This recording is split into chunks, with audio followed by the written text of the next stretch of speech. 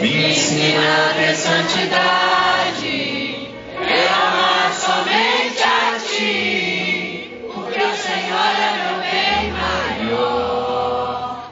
Faz um milagre em mim.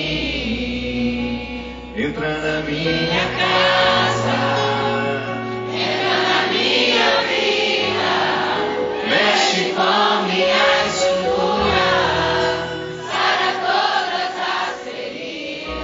Me ensina a ter santidade, quero amar somente a Ti, porque o Senhor é meu bem maior. Você vai fazer assim com o dedinho. Vai lá, um só. Paz. Não é dois, nem três, nem quatro. É um só. Posso sugerir um milagre hoje? Um só? Que nos chegue pelas mãos de Nossa Senhora da Penha? Um só. Eu vou pedir a Deus hoje que você volte a se amar. Só isso. Eu hoje vou pedir a Deus que, inspirado pela festa da misericórdia que nós vivemos ontem, que você tenha coragem de esquecer tudo o que você já fez na sua vida de errado. Todos os erros do passado, todos os fracassos, todos os pecados cometidos. Sabe por quê? A grande artimanha do diabo é nos fazer prestar atenção naquilo que a gente fez de errado. Porque é como se a gente criasse um relativismo interior que fizesse a gente abrir portas para outras desgraças. Como padre, eu vejo toda hora. Se a pessoa não se ama, se a pessoa não tem um respeito por si mesmo, o diabo nada de braçada na vida dela. Ela se prostitui, ela se droga, ela bebe, ela vira uma fofoqueira de mão cheia. Aqui no Espírito Santo não tem fofoqueira, eu sei. Mas toda vez que nos falta o amor próprio, é como se o diabo entrasse na nossa vida pela porta da frente. Viu? Às vezes a gente fica pensando, meu Deus, por que está tanta coisa dando errado na minha vida? Pode ser que você tenha aberto a porta da sala do seu coração para o diabo entrar, que se chama perda de amor próprio. Porque da mesma maneira como Jesus resgata uma pessoa, fazendo com que essa pessoa se ame, o diabo também destrói uma pessoa, fazendo com que essa pessoa se despreze. É só essa chavezinha. Às vezes nós queremos muitos milagres, às vezes nós precisamos de muitas conversões na nossa casa, mas só nos falta isso. Um ser humano, quando volta a se amar, ele se cuida, ele se protege, ele pensa 2, 3 vezes antes de permitir que um amor estragado venha fazer mal ao seu coração. Um ser humano que se ama de verdade, que se cuida, estabelece os limites. Olha, não venha derramar o seu lixo sobre mim. Sou um território sagrado. Se quiser entrar na minha vida, tira os sapatos dos pés.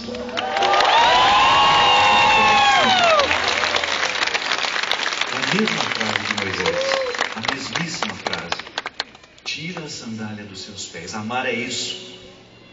É a gente exigir que o outro entre no nosso coração de pés descalços. Às vezes, minha gente, nós queremos muito ser amados pelos outros. Nós queremos ser amados pelos outros. Nós exigimos o tempo todo. Você precisa me amar, você precisa me dar atenção, você precisa cuidar de mim.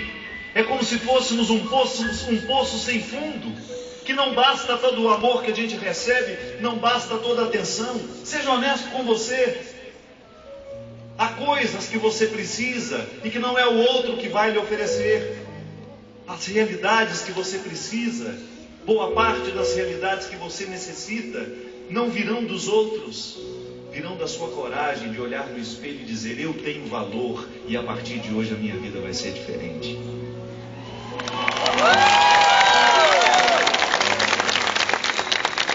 Diga uma frase comigo: eu não posso esperar do outro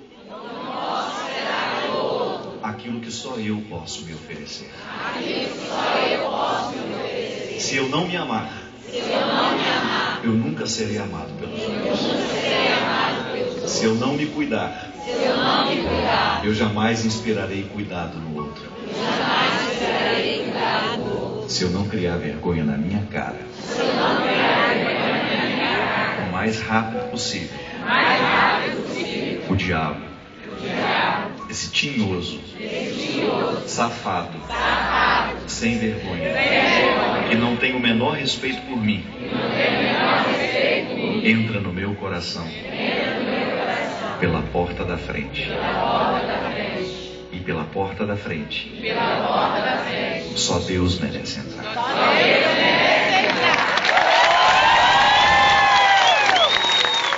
Entra na minha casa, entra na minha vida, mexe com minha estrutura, sara todas as feridas, me ensina a ter santidade. Quero amar somente a Ti.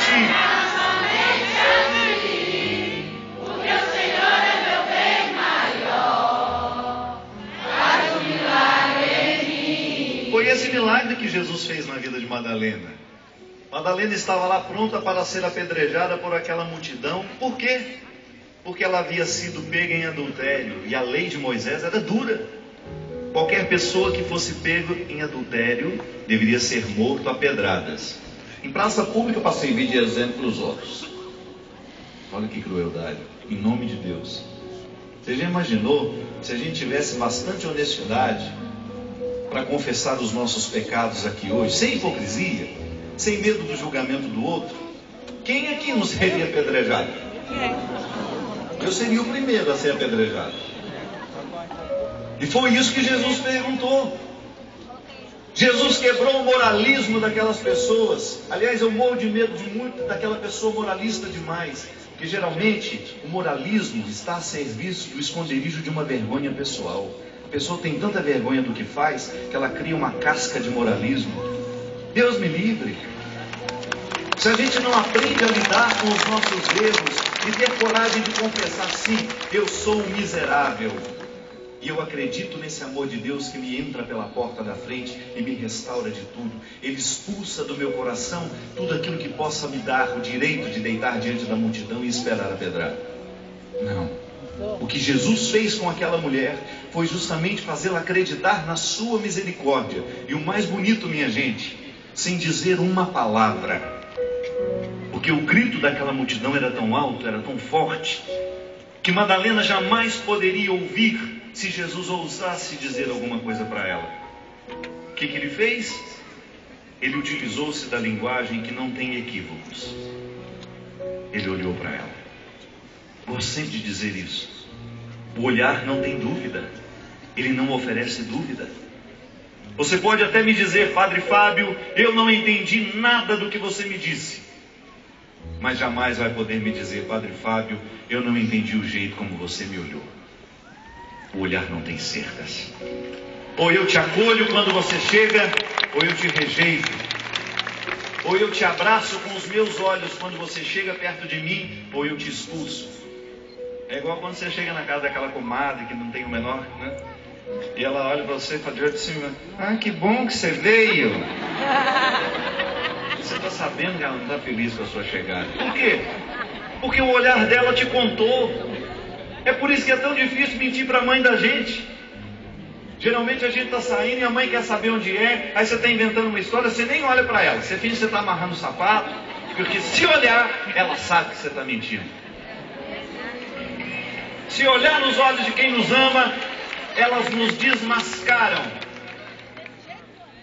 O olhar de quem ama é a comunicação mais perfeita que nós podemos conhecer na vida. E foi o que Jesus fez.